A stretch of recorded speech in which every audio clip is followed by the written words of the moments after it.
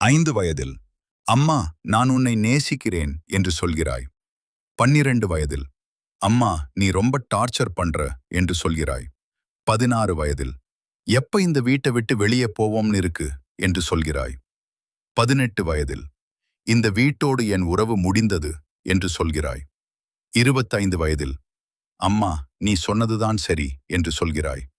30 வயதில் எனக்கு என் அம்மாவை பார்க்கணும் போல இருக்கு என்று சொல்கிறாய்.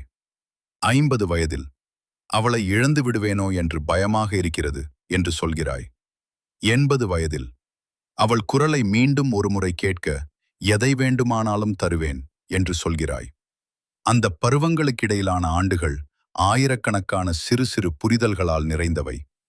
அவளது கைகள் உங்களுக்காக ஓய்வின்றி உழைத்த விதம், உமது அச்சங்களை தணித்த அவளது கனிவான குரல், நீ அவளை தள்ளி வைத்த போதும் மாறாத அவளது அன்பு.